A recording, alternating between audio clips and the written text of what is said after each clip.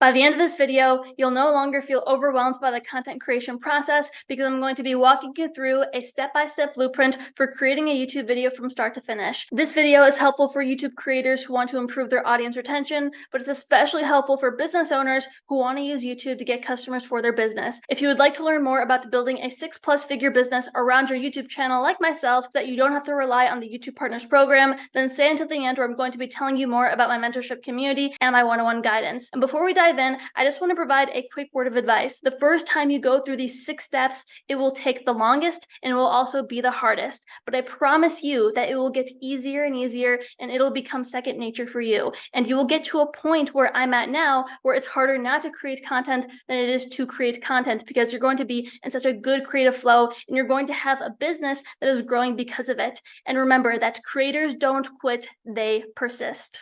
Starting off with step number 1, come up with a good idea for your video topic. When you make a YouTube video, you want to start by thinking what video topics your target audience is actually interested in and what they're searching for on YouTube. The wrong way to go about this is to talk about whatever you feel like and to make the video all about you. And the right way to go about this is to actually do research first and to base your video topic off of what's already working out there. And this isn't to copy other people, but it's to validate that your topic is of interest and that it will perform well. So here's how you can go about finding a good video topics. You can simply go to YouTube and type into the search bar your niche and just see what pops up. So when you do this, so let's say for example, I type in gardening, I get ideas like Q&A, how to prevent certain vegetables from rotting, I get seasonal ideas, different tours, etc. And I like to select the filters icon so that I can see what topics have been popular in the last month. Another thing that you can do is you can look at the pages of other YouTubers who you already know, because maybe at this point you already have been watching other YouTubers, and when you go to their channel,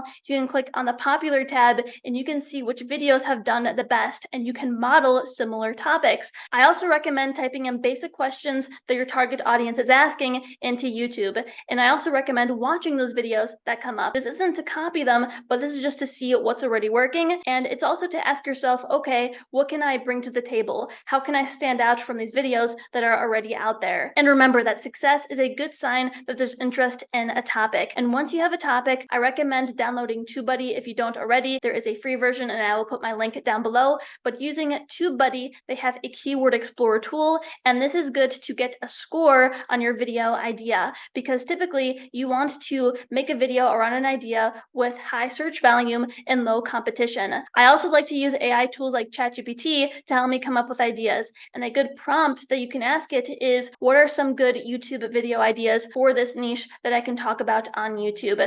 And just to help you, I came up with 5 video ideas that will likely do well in many different niches. Number 1, answer basic and specific questions that your target audience has. And again, if you're not sure, I recommend using ChatGPT, and you can ask it, what are some basic questions that this target audience has in this specific niche, and it will give you a bunch of video ideas. Number 2, review products and services that your target audience is buying. Number 3, teach people useful skills. Number 4, make a list of the best things in a certain category, such as the best apps, the best books. And finally, number 5, share the latest news about your niche. This is my final piece of advice when it comes to video topics. I recommend first coming up with a topic and then coming up with a catchy title that will appear in search. And then I recommend crafting your thumbnail. So that's the picture that goes on top of the video. And this may seem counterintuitive because you may want to wait until the very end when you're uploading the video to actually create your title and your thumbnail. But if you make your title and your thumbnail now, then you will get excited to create the video and you will actually increase the odds that it will succeed, because you're doing research and you're actually making your video revolve around a thumbnail and a title that works, that you've done research on. And if you do this later, then you're not maximizing your chance for success. Moving on to step number 2, scripting your videos. The wrong way to go about this is to not script your videos at all. I hear so many people say like, oh, I want my videos to be authentic. But here's the thing, you could still be authentic and you can still script your videos, because scripting your videos doesn't mean it needs to be word for word. Scripting just means that you are planning out your videos. And when you do that, then you prevent yourself from rambling. You also won't forget any important points that you want to make in the video, and you're more likely to actually hold your audience's retention. And again, it doesn't need to be word for word. It could just be bullet points, or you can plan it out in your head. It's really your preference, but I'm going to walk you through my impact script template. I did create this myself, and I went fully into depth in this video right here. But for now, I want to walk you through what each letter in impact stands for. I in impact stands for intriguing hook. look. So you want the first 1 to 2 lines of your script to really draw people in and to really captivate them.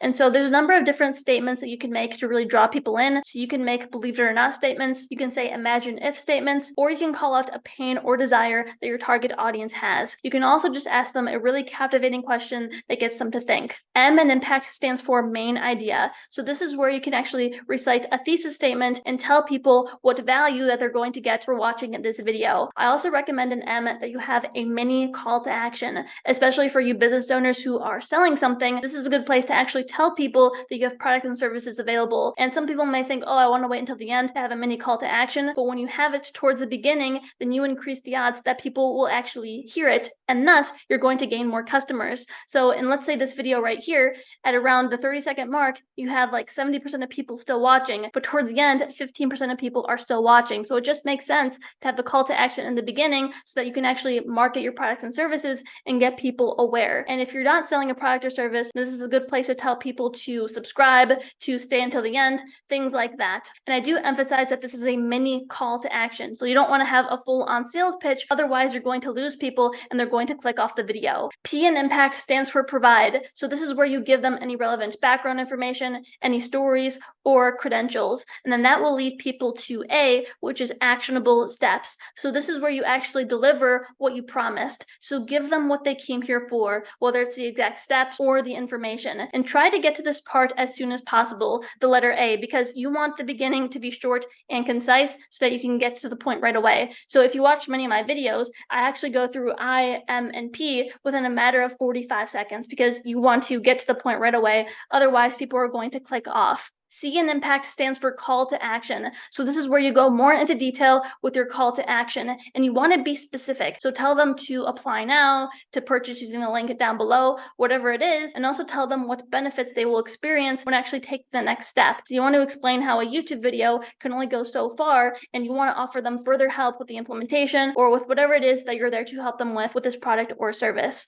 And then you want to end the video with a thank you and conclusion. Moving on to step number 3 of the content creation process, filming. So when it comes to filming a video, there's 2 different ways to look at quality. There is production quality, but there's also the quality and the delivery. So what you're actually saying. So let's talk about production quality first. So there's 3 elements to production quality: good lighting, good audio, and good positioning. So let's talk about all of these. So good lighting, this doesn't mean that you go out and buy a bunch of fancy lights that are expensive. You can do that if you want, but good lighting can just come from a natural window. And just know that if you live in a cloudy place, that the clouds can move and that can change the light. Also, if you're filming outside, be aware of harsh shadows. So if the sun is right above you, then it can cast a shadow on your face from like your nose and your eyes. So just be aware of that. Also, you want the light to be in front of you, not behind you, because then it can like go into the lens and it causes like blurriness and it'll just like those rainbows that sometimes appear when you're filming. You don't want that. I do recommend buying lights if you just live in a really dark place and you don't have access to a really nice window. When it comes to good audio, the microphone on your phone should work just fine. Just be aware of where the microphones are so that you don't cover it, and you can invest in a good microphone if you want. You can also have a simple clip-on lavalier microphone that will do just fine. But again, this is one of those things that you don't need to go out and spend a bunch of money on. What you have will likely do just fine. The third one is good positioning. So this just means to keep a clean background, to film horizontally unless you're specifically filming for a short. Also, you want to keep the camera at eye level because no one wants to be looking up your nose. And also, you want people to feel like they're in the room with you. There's actually psychological studies where if you film at eye level, then people feel like they're in the room with you, and thus they're more likely to watch more, they're more likely to buy if you're selling something. So just remember to keep eye contact with the lens and just to pretend like you're actually talking to someone, and people will feel that connection. And so as long as you have those 3 things, gear doesn't really matter. So I hope this is a huge weight off of your shoulder because you don't need to go out and spend thousands of dollars on this fancy equipment. What you have now will likely do just fine because I can practically guarantee in most niches that they're not using this fancy equipment. They're just using their phone or their computer and their channel is doing really well. And again, what matters more is the quality in what you're saying. So if you show that you are confident and you embrace who you are, and you also show that you know what you're talking about, then you're going to stand out in the sea of sameness. Another thing as well is that people care more about what you're saying than what you look like. So I know that's a huge thing for many people. They're self-conscious about what they look like, but just remember that if you show that you're confident, then you will be super attractive. And if you're looking for ways to improve your delivery, some things that you can work on is the clarity in your voice, delivering value, injecting your personality, having body language. You guys always notice that I'm using like my hands. I'm having good tonality, so not being, super monotone like a robot. Also try to be more comfortable in front of the camera. It's not always natural to speak to a camera, but you'll get used to it over time. So just focus on being comfortable. Also just focus on your authenticity. So assess, am I truly being myself in this video, or am I coming off as phony or fake? Also, you can focus on your pacing. So you want to improve the pacing of your video. I'm not going too fast or not going too slow. And then also audience engagement. So are you, engaging with the audience? Are you asking them questions? And that will help people to comment on the video, to start conversations, and that will improve the video. Last thing, when it comes to filming, consider batching your videos. And so this is when you do many videos in one sitting, and many people do that to save time. So in the beginning of the month, they'll batch a bunch of videos and then they'll just schedule them on their channel. And what you can do is you can just change your shirt so that it seems like, there are a bunch of different videos, and then you can post them on your channel that way. Step number 4 in the content creation process is editing. Now, I know this one is like the biggest one for people that they struggle with, but here's the thing. Do not overcomplicate this or get caught up in analysis paralysis. Just simply choose a software. Free ones work fine. So if you have iMovie, that works, and stick with it.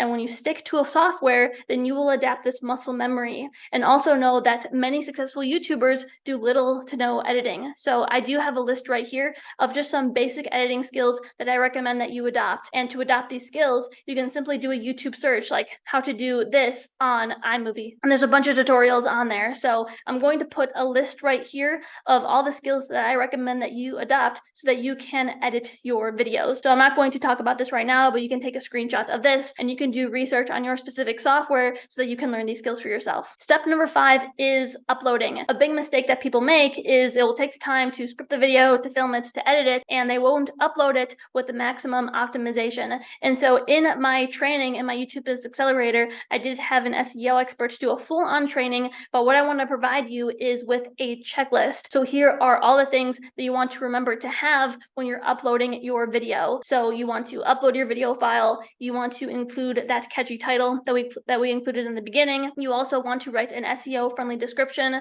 There's full tutorials on YouTube just for that one, so I will save that for another video. You also want to upload your thumbnail. You want to add relevant tags, and again, tools like TubeBuddy are really great for that. You also want to add your video to its relevant playlist. So if your channel has different playlists, then you want to add it to that. You want to add timestamps in if necessary. So for example, in this video, I have different timestamps so that you can actually see how this video is categorized, and you can go to different chapters really easily. You also want to add in any end screens, any cards. You want to check for copyright. So YouTube will actually tell you if, they catch any music that's copyrighted, any other content that's not yours, and they will give you a warning of that so that you can go on and fix it. You also want to schedule the video to the specific day and time that you post, or you can just publish it right away, but I do recommend scheduling it so that you can stay to a consistent day and time throughout the week. I also recommend commenting on the video once you post it with a call to action and to actually pin the comments so that people can actually find it. And finally, step number 6, promoting your video. This step isn't always necessary, but there's things that you can do to get your video in front of more people who qualify as your target audience. And notice how I said target audience, because you don't want to show your video to a bunch of people who aren't your target audience. It's okay if you're just starting your channel to have some people who aren't your target audience to actually watch your videos and to comment. So let's say your friends want to support you. That's okay, because their comments can actually get the ball rolling in the algorithm, and it can actually start discussion. So YouTube really likes when your video has comments, and again, that can get the ball rolling. But mainly when you promote your video, you want to mainly focus on getting it in front of people who are your target audience. And one way that you can do that is through social media. So you can share your video on pages like Facebook, on Twitter, Instagram, and LinkedIn. And again, just make sure it's where your target audience is. So if you have, let's say, a YouTube channel about baking and you promote it on your Instagram page, that's all about, playing the piano, then it's not going to convert well and it's actually going to harm the video. Make sure when you're sharing on other platforms to utilize hashtags so again, your right audience can come across it. Another way that you can promote your video is through email marketing. So you can send out an email to your subscribers on your mailing list with a link to the video. You can also write blogs that are related to your video's topic and also embed the YouTube video within the post. You can also share your video in online communities where your target audience is at. If you get featured onto podcasts, then I recommend that you promote your video throughout the podcast, telling people, hey, I actually dive deeper into this topic in this YouTube video that I created. You can also promote your video by running paid ads. So when you set up an ad campaign, you can target a specific audience. I have a whole video about paid ads right here that you can check out. But my biggest piece of advice for you is to actually know what you're doing before you set up an ad campaign so that you're not just flushing your money down the toilet. So do research and actually know how to set it up so that it can be the most effective. And finally, you can promote your video directly to people who are your target audience. So let's say you make a video about how to play guitar and your friend Bob over here really wants to learn how to play. You could just message him the video and say, hey Bob,